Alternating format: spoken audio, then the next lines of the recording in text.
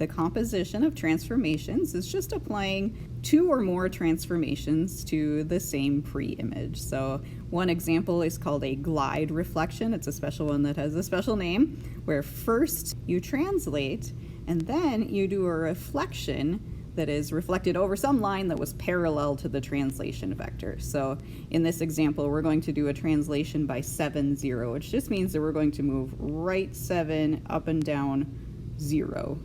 So I might just pick a point on point G, maybe right here, and just count 1, 2, 3, 4, 5, 6, 7. I know I want to move that 7 to the right. And there's our first transformation, is the translation. Now we're going to do the reflection. Again, in the definition, the reflection line has to be parallel to that vector. So it's got to be a horizontal. And so in this case, we're using the x-axis as our line of reflection. And the deal is that we're going to take the new image and reflect that. So I could almost call this second one G prime or something. So I want to try to reflect that second G, the image G, over that line of reflection. And you would just do your best trying to draw that. So it's going to look like an upside down G. So technically that would be G double prime. We'd put 2 primes on there. Now the composition theorem, do you remember what an isometry is? An isometry is, for example, a translation where the original and the image are congruent. So this translation was an isometry, this reflection was an isometry, and so the composition is that if you look at the original pre-image and the newest image, that those would still be congruent. So we say the composition of 2 or more isometries is an isometry.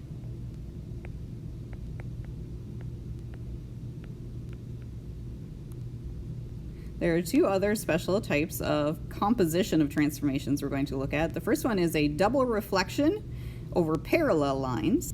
The second one is a double reflection over lines that are not parallel. So let's see if we can sketch this first. So first we are going to reflect over this first line. We'd get a backward C that's relatively close to the line, yeah? Just do your best sketch.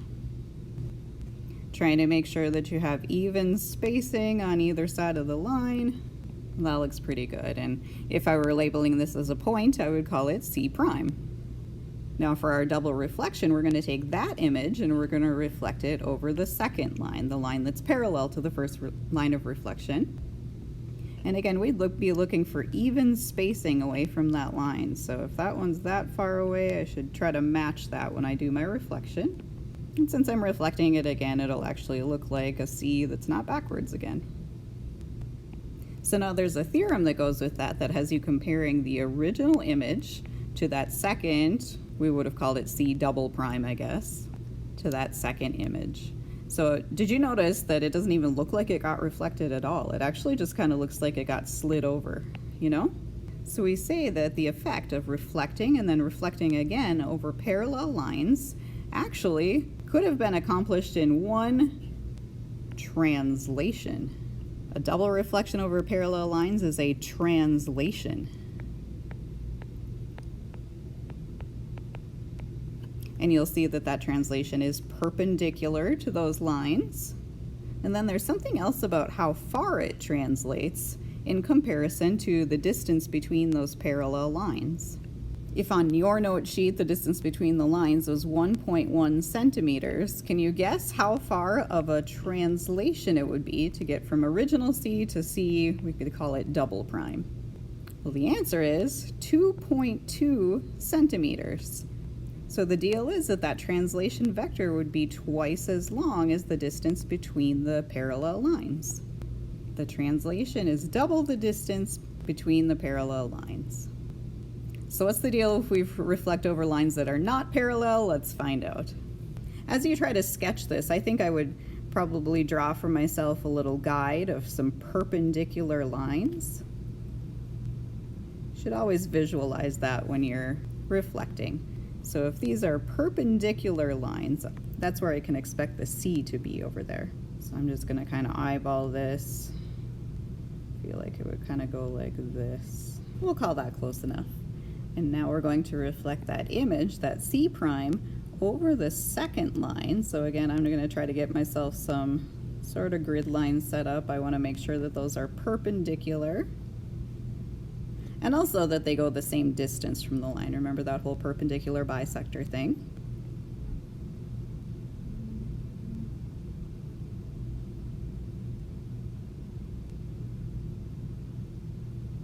So that final image, if it were a point, I would call it C double prime.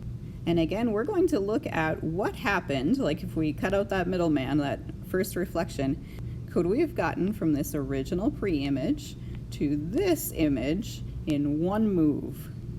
Well, this time it's not a translation, because can you see how that C is sort of tilted now? And it's not backwards, so it's not another reflection. Reflections make the C turn backwards. So what else is there? There's the rotation. Can you picture this as being a rotation? Does it kind of look like the C rotated?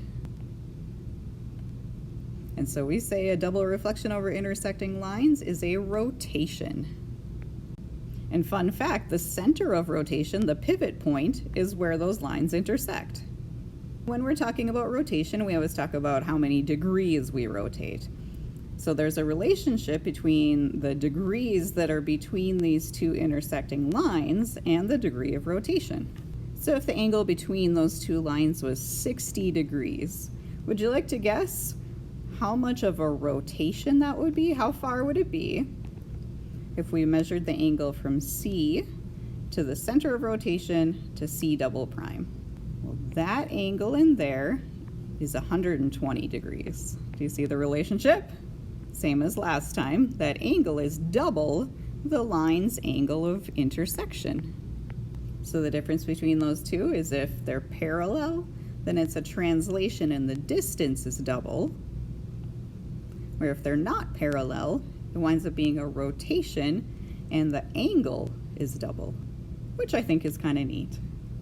So again, composition of transformations, this is where you apply two or more transformations to the same pre-image.